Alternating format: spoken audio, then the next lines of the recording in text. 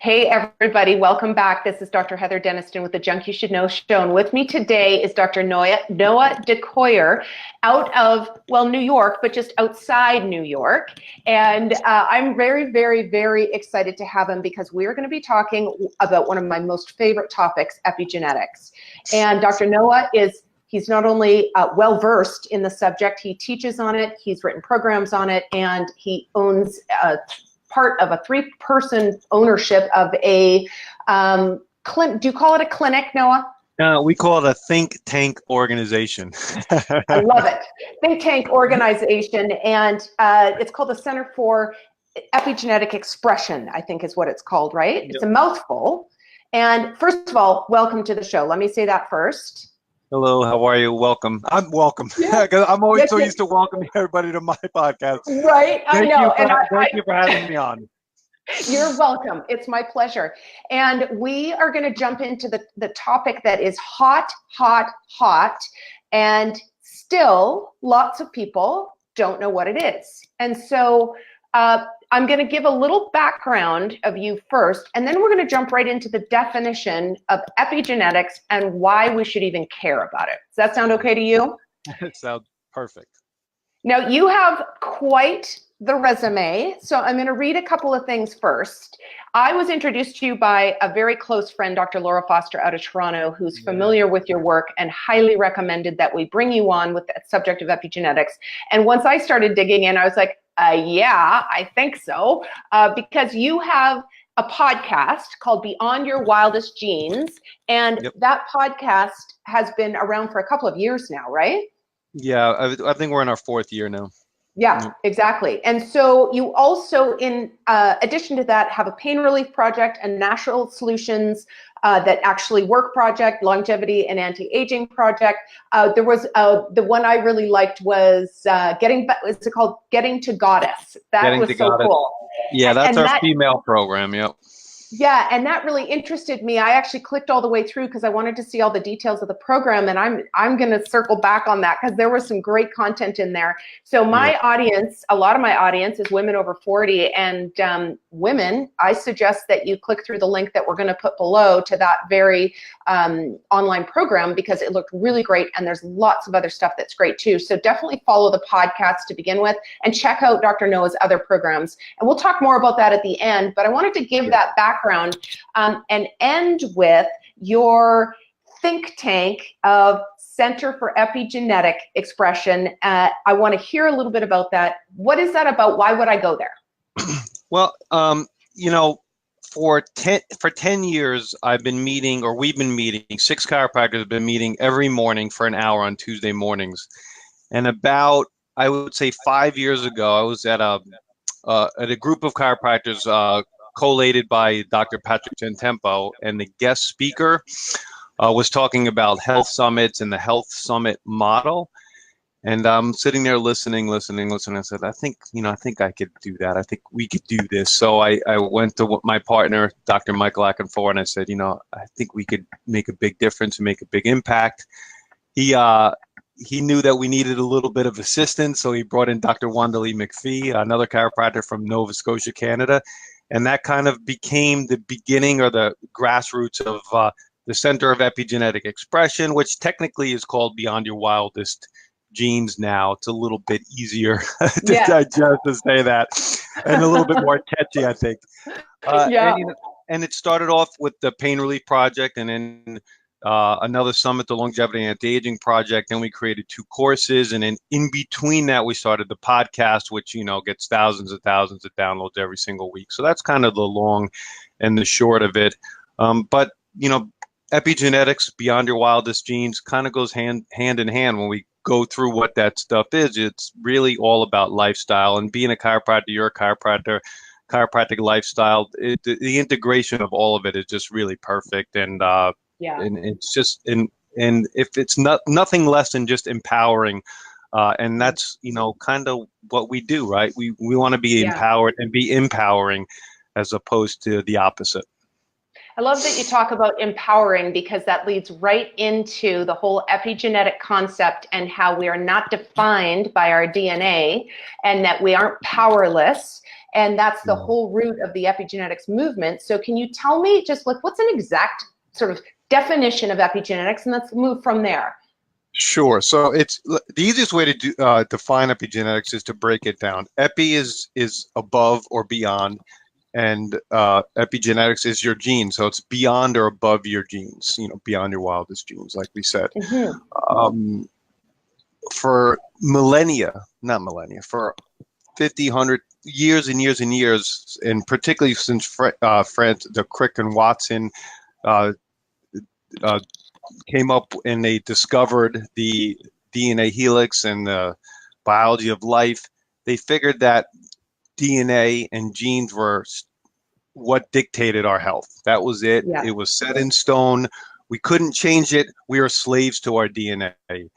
Epigenetics tells a very, very, very different story, that lifestyle, it really determines what turns on and off genes. And that's simply what epigenetics is. And you said it's like one of the hottest topics, along with the brain, mitochondria, and epigenetics. Those are like the three hottest topics out there. Yeah. And to me, epigenetics is really it's like we said already, it's about empowerment, giving you the choices you make dictate how healthy you are in almost every circumstance. And I can't think of anything more empowering. And that's really, as complicated as it may seem, or as simple as it may seem, that's really what it is. It's just being able to make the proper choices for you to express your genes, turn on them, turn off them, without being stuck and living in this gene dominance, when we have another mechanism that's far beyond it, far more complex, yet yet at the same time simplistic, and giving us the power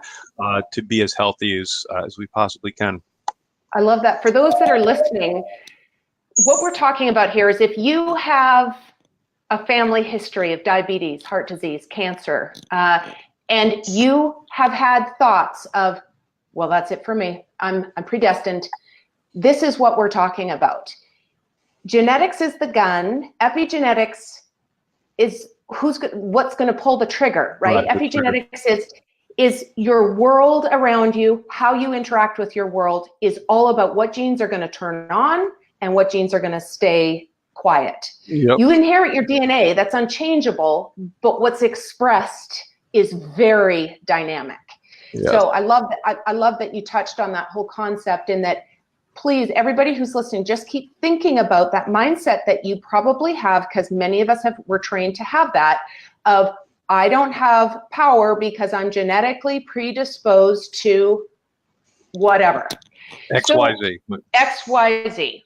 So tell me a little bit, because there are some forefathers in this movement. It was around 2007 that, I think it was 2007 that the agouti mice study happened. Yeah. And that was really interesting, because just super briefly, this particular kind of mice was obese, yellow in color, died early, floppy, and I can't even remember who the scientist was that did it, but basically he wanted to see if he could affect the genes, and he started feeding the mice chopped up greens, basically. And the next mouse that was born was brown, leaner, lived very long time. And so it was a mouse like this, or a mouse like a little big, unbelievable. Yeah, it was unbelievable, absolutely. And it was the first time that we went, oh, hold the phone. Genetics aren't immovable. I mean, the whole concept of predisposition and predestination, if you will. And so that was very cool. But Bruce Lipton really has been the person who's made this. I think he's bridged the science to helping us understand it. So can you tell me a little bit about who is Bruce Lipton, Dr. Bruce Lipton? What's his story? Sure.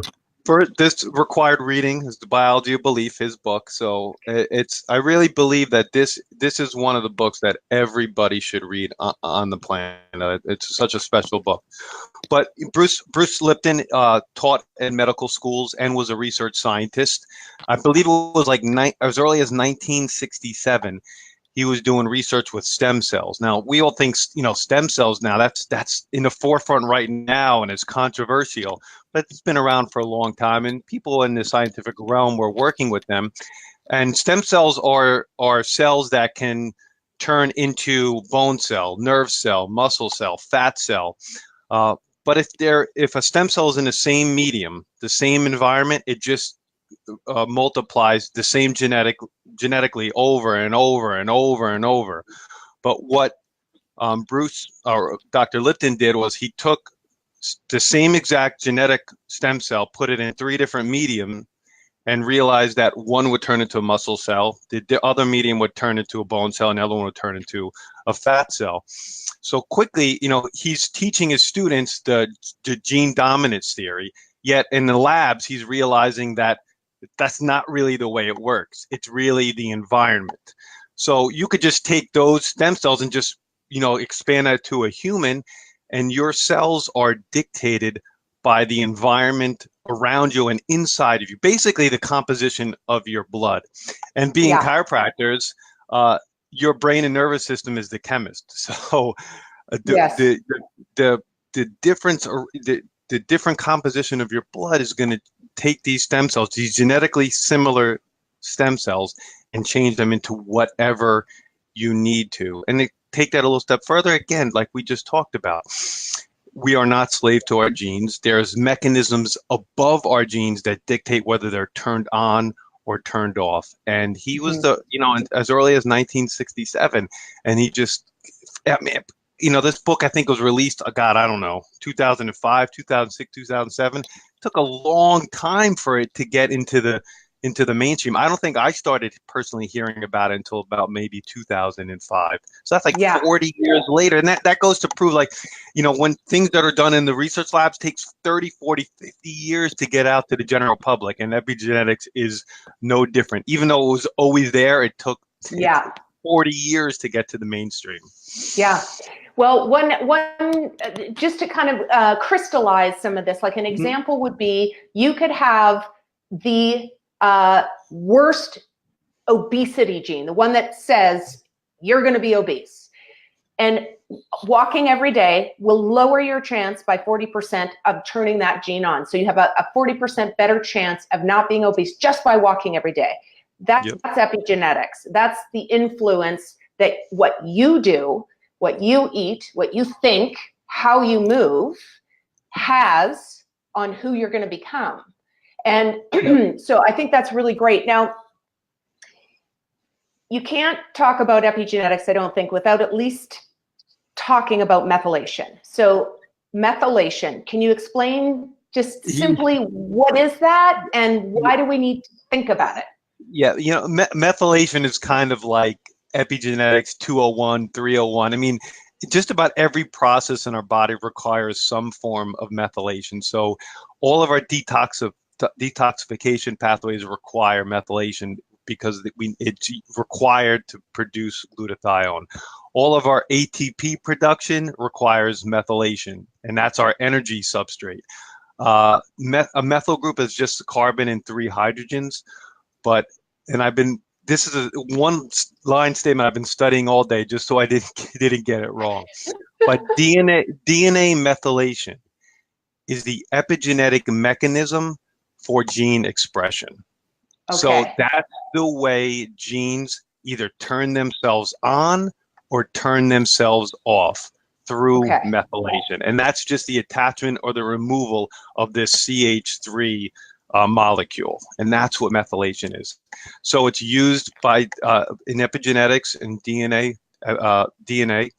It's used for detoxification pathways. It's used for energy production. So it is like anything that's crucially important for life. It requires methylation. So that's kind of the gist of it. And so why are we worried about it? What can go wrong? I mean, do our bodies not just do this automatically? What's the concern? Well, there are certain circumstances and certain people that just don't methylate that well. So that's basically the gist of it. There's just people that don't methylate that well. So there's certain supplementation and, again, certain lifestyle factors that help you methylate better. And we could talk, the factors that help with gene expression, and it's in essence methylation, is chemical well-being, physical well-being, emotional, spiritual Yeah. well-being. And we can dive into those or not, but those factors in each one of those, that three-legged stool, is kind of what dictates how that gene is expressed, turned off, Okay. and the genes use methylation to turn themselves on and off. So let me say this before we leave methylation, and you tell me if I'm saying this right. Yep. You're not going to know if you're a good methylator or not. You need to be tested genetically. Yes. Once you find out if you have what's called the MTHFR.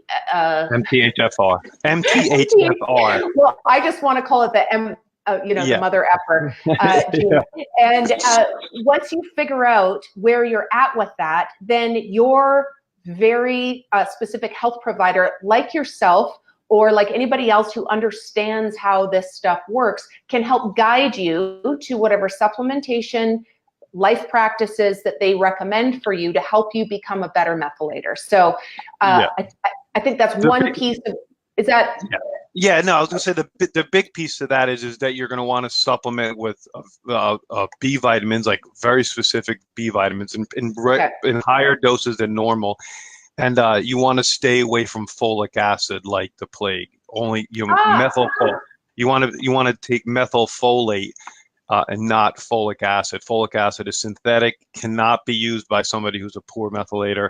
And in that case, and you have to watch too, because folic acid is fortified in grains and all sorts of things and multivitamins. So you got to look at your multivitamin. You got to stay away from grains. You got to stick with the kind of like the paleo type diet, vegetables, fruit, nuts, seeds, meat, eggs, fish, because you're going to have a hard time, and it's going to block up the detoxification pathways that we talked about with methylation and glutathione.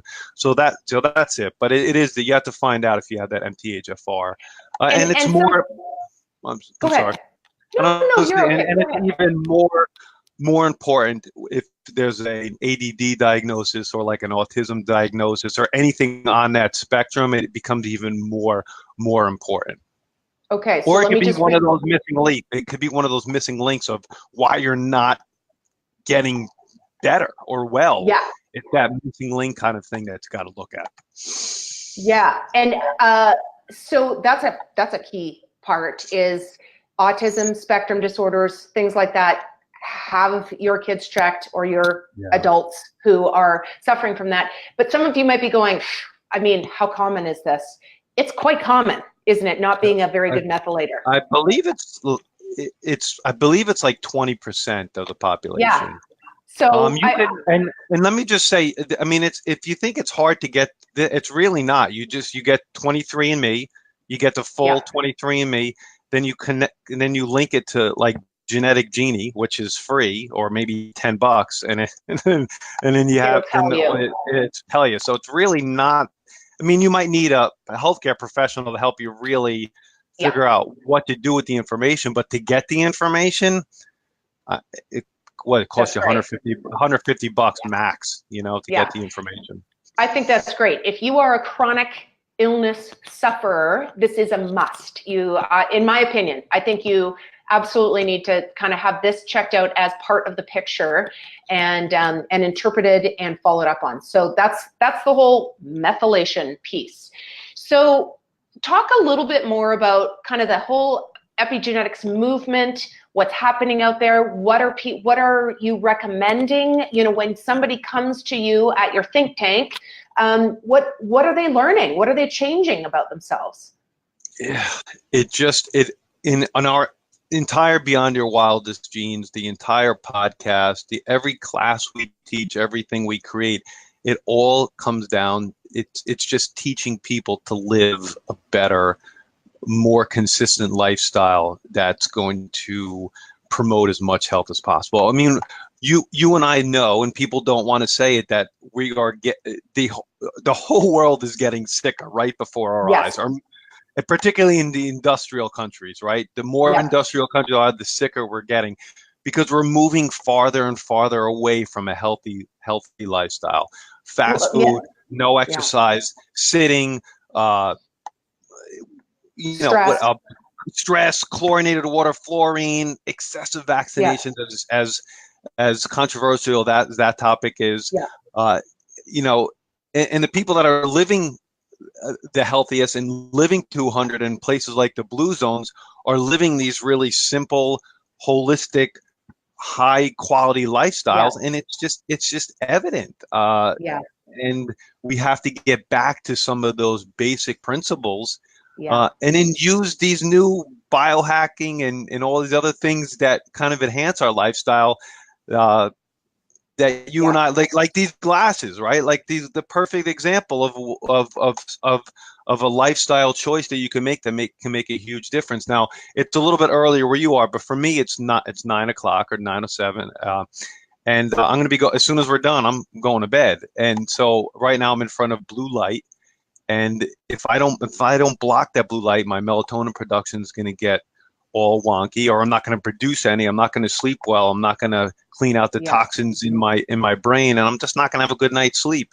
And those are some of the lifestyle interventions that you can do. A little bit of a biohack, but you know that you could do. That's going to make a huge difference.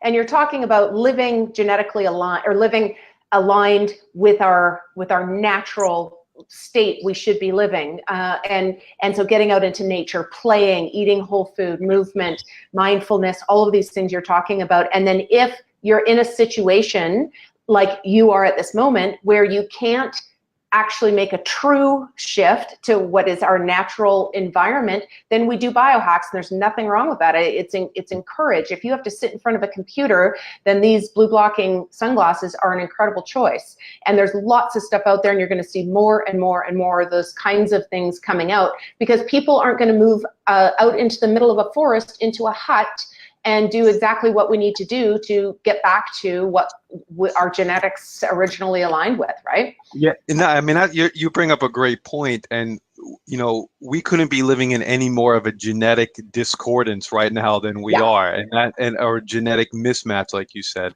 and I teach that. In fact, I'm doing a workshop with a bunch of teachers tomorrow, basically on this topic. I like to talk about a lens where you can make all of your healthcare decisions, and that's more of like an ancestral lens of like how to eat according to how our ancestors ate, how to sleep according to how our ancestors slept, how to exercise according to how our ancestors, and how to keep our stress more in control like our ancestors. Now, that's not going to give you every single answer, and it's not always going to be right, and you're going to have to do things like these blue blocking lenses, but it'll give you a lens to make almost all of your decisions. And just swinging it right back to epigenetics, that's that lifestyle piece that turns the genes on or off and allows us to live a healthy lifestyle. And that's what we teach day in, day out. That's what I teach day in and day out in my chiropractic practice and in my education business with Mike and Wanda Lee. Yeah. You know, one fact that I read recently, it's actually two facts, is one is we are in the third generation of processed food eaters. This is the first time in the history of humankind that our children are not going to live as long as their parents, and their life expectancy is less, and all of this because of that incongruency of how we're eating, the screen time, all of those things that are just naturally opposed to our normal physiology. And so talking about kids, this is a surprise question on you. I'm popping a question on you. You have two children, two boys. Yep.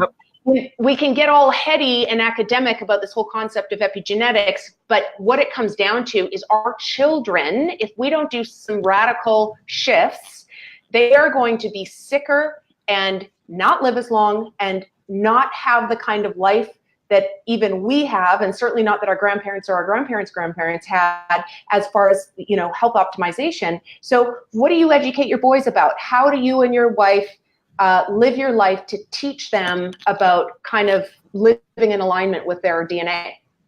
Oh, that's such a great question. Well, they both have blue light. They both have blue light lenses for their screen time.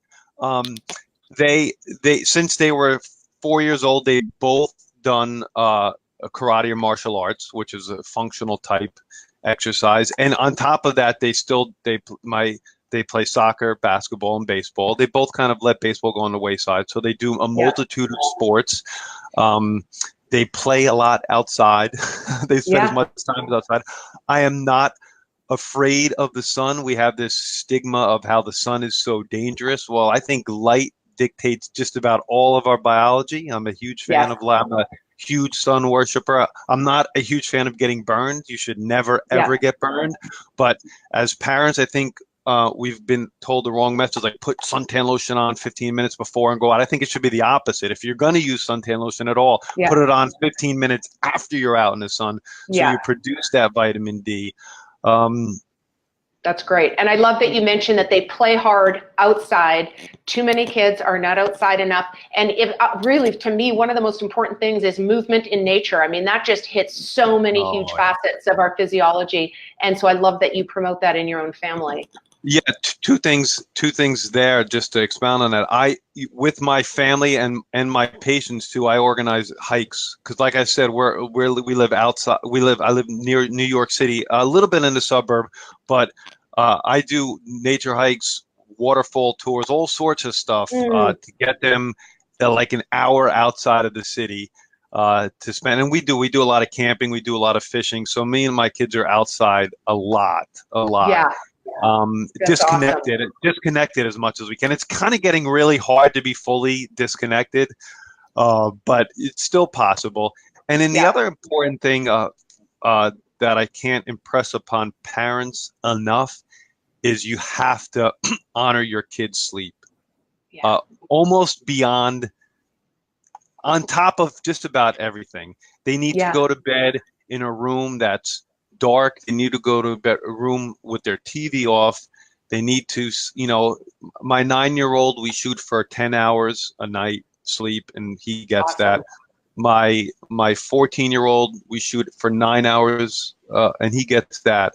And we really honor that. And I really believe that's one of the reasons why, among many other things, that they're almost never sick. My kids are so sick, so infrequently, and I'm sure yours are too, that when they're sick, they don't even really know how to be sick because they're never sick, Yeah, they're not familiar with it. No, that makes sense. I think that's such a huge point, is the whole sleep. And for you who are listening as well, establishing a really, really clear sleep cave that's intentional, that I looked at every corner, every space, all the junk light, all the blue light, all of the junk that's in there, pets visiting, and all of the distractions and stress, and remove it. And I think I'm a big fan of a cooler temperature in a room too. A lot of people don't realize that our bodies sleep better when they're in rewarming. And so that's super key too. But we're touching on all of this stuff that affects epigenetics, right? We're talking about sleep and whole food and all of those things. And if nothing else, then understanding that it's not just good to do these things and it'll kind of make you healthier, it affects your whole genome. And so that's where this is so powerful. It is. I mean, like I said, we're living in a society that's delegating their health. We live in a society that's getting sicker because there's either they don't know this information or they're not into being in power. I don't know what it is, but it's all there, and it's every show you do is talking about lifestyle decisions and choices that affect your epigenetics. So the epigenetics and lifestyle is the baseline for everything we do to make this planet a healthier place. So that's how important it is. And there's really, you can get elaborate in the science, and you can get deep dive, and you could look at the agouti mice studies and the serum thiol studies and all these different kind of studies. But when it comes down to it, it's all about lifestyle. For me, it's about the chiropractic lifestyle. We didn't even talk about subluxation and adjustments in chiropractic care, but we know that long-term chiropractic care affects gene repair, and that's epigenetic too. We're not talking about short-term care or no chiropractic care. Long-term chiropractic care affects how your genes are expressed. I love that. Thank you for mentioning that. Yeah. That's great. And so Yeah, just to reiterate, for those of you out there who, visit your chiropractor periodically, or maybe you go in when you have a headache or you have back pain, that's not what we're talking about. Consistent care, whether you're feeling like you need it or not, so you can have your spine checked and evaluated and properly assessed and properly adjusted to turn on the right genes and to make sure the ones that we don't want stay nice and sleepy. So thank you so much, Noah. I really appreciate that. One quote that I love, it comes from Pam Peake. She says, you can write the script, mind, mouth, and muscle. And I love that because it just is a simple way of reminding you that epigenetics is your friend. You have power. You're not helpless. You are not a victim of your DNA. You have so much opportunity. And I want you to walk away encouraged and thinking about how to optimize. Yep. Gratitude and love and belief and perception are huge epigenetic influencers too. So I don't want to finish this interview without mentioning those topics as well, even if we just say it briefly. Okay, so let's pretend this isn't live, and I'll scratch that last little bit, and I'll say to you, Dr. Noah, do you have one thing left you want to tell my viewers that they really, really should walk away with? What is it? Don't underestimate the power of love, gratitude, belief, and perception in dictating how your genes are turned on or off or creating that epigenetic change. That was well worth saying twice, as is the opposite is true. So stinking thinking, negative thought patterns, anger, anxiety, rage, all of those things are working grossly against your favor when it comes to gene expression. And so thank you for, that's probably one of the most powerful things is what is your mind doing? What are your thoughts doing? Because they affect it as much or more than every other choice that you make. So thank you so much for joining us, Dr. Noah. I really appreciate you coming on. I value your time and I'm grateful that you were willing to come and share with our viewers and listeners. And for those watching live, you are so lucky. And for those watching in replay, I'm so appreciative that you took time to come and watch us either here on Facebook or over on YouTube, where we permanently are housed on the Well Fit and Fed YouTube channel. We've got some links for Dr. Noah. Those will be listed in the description above and in the comments below. We've got some great links. We've got an ebook coming out. Is that right? Yeah, I believe for your audience, there will be a great ebook. It's Getting to Goddess, Getting Your Hormones Right. So it's an ebook on hormones, which is really great. It's a really great book.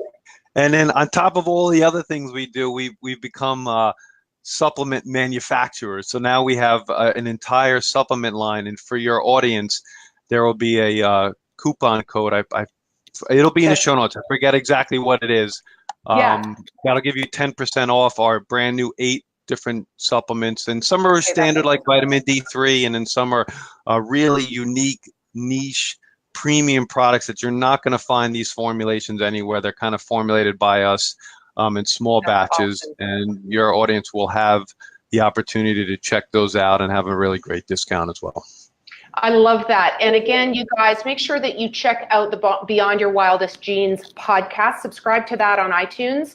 And because I looked through a bunch of yours, you've got great guests, you've got great subjects, and so much that my audience would be interested in. So I will make sure to put the link down below for that as well. So thank you so much, Dr. Noah. I will wish you well and a good sleep, good 8 hours of sleep, right, for you? Yes, I hope so. At least 7.5, at least. That's wonderful. Well, I look forward to connecting with you again soon. We'll sign off. We'll say goodbye to the audience. We're here every Friday at noon PST on the Junk You Should Know show. Look forward to connecting with all of you again. I love you, and go forth and turn on all of those awesome genes by eating well, thinking well, and moving your body in a right way. So thank you so much, everybody.